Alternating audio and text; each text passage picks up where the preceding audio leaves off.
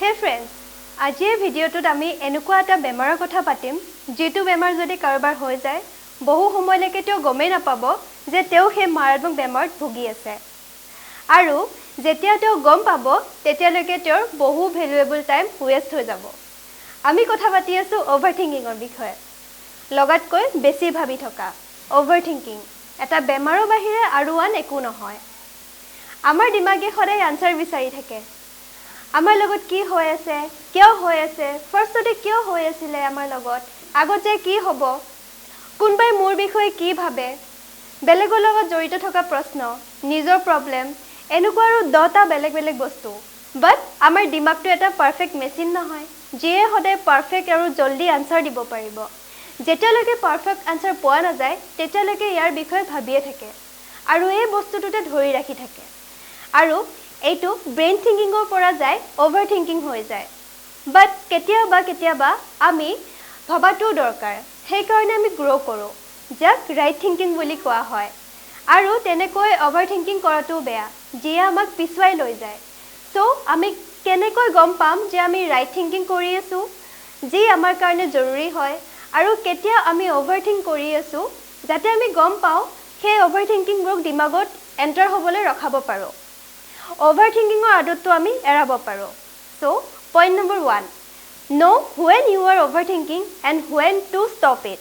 অৰ্থাৎ আপুনি কেতিয়া overthink কৰি আছে আৰু কেতিয়া ইয়াক ৰখাব এতিয়া আমিটো সকলোৱে জানো যে overthinking কৰাটো নুকসানদায়ক হয় বাট এটো কেনেকৈ গম পোৱা যায় যে ৰাইট থিংকিং কৰি আছে নে overthinking কৰি আছে তো এটো বুজিবৰ কাৰণে আপুনি ধৰি লওক আপুনি অফিচৰ পৰা ঘৰ যায় আছে আৰু আহিব টাইমত আপোনাক বসে কৈছে তোমাৰ লগত মোৰ কিবা এটা কথা আছে কিন্তু এইটো কথা আমি মনডে পাতিম তো আপুনি এটা নিশ্চয় গোটেই সপ্তাহটো এটোই ভাইব যে বছৰ আপোনাৰ লগত কি কথা আছে আপোনাৰ কিবা মিস্টেক হল নেকি নাইবা মোৰ জবটো ডেঞ্জাৰত আছে নেকি আৰু বাস দিন ৰাত আপুনি এটোই ভাবি আছে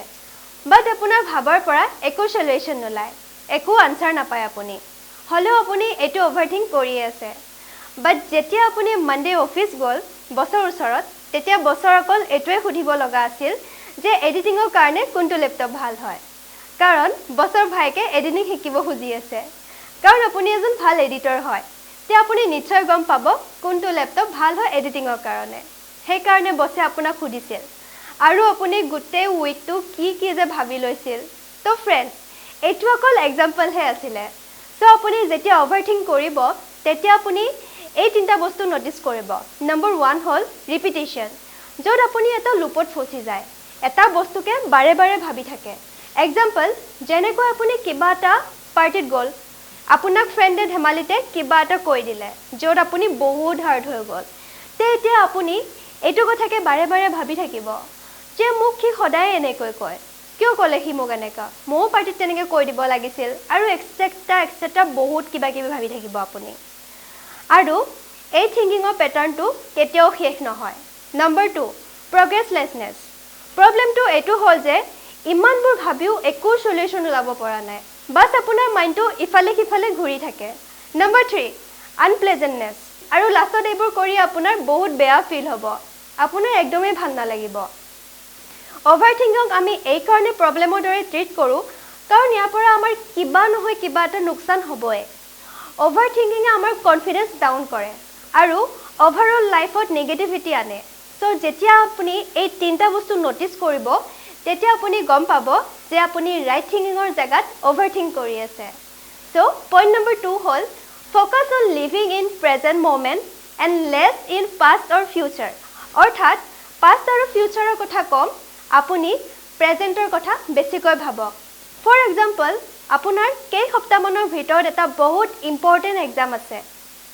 আৰু আপোনাৰ তাৰ বিষয়ে একো পঢ়া নাই আৰু আপুনি এতিয়া ওভাৰথিংক কৰি আৰু বেছি টাইম ওয়েষ্ট কৰি আছে আপুনি কিয় নপঢ়িল আপুনি পঢ়ি ল'ব লাগিছিল মানে আপোনাৰ পাষ্টত হৈ যোৱা মিস্টেকবোৰৰ কথা ভাবি আছে নহয়বা আপুনি ফিউচাৰৰ কথা ভাবি আছে যে আগত যে মোৰ কি হ'ব যদি মই এক্সামত ফেল হৈ যাওঁ তেতিয়া মই কি কৰিম এতিয়া মই কি কৰো এনেকুৱা কথাবোৰ ভাবি ভাবি আপোনাৰ প্ৰেজেন্টটো আৰু বহুত টাইম ওয়েষ্ট কৰি আছে সো এতিয়া ভাবক পাষ্ট আৰু ফিউচাৰৰ কথা ভাবি থাকিলে আপোনাৰ এক্সাম ভাল হ'ব জানো নহয় ন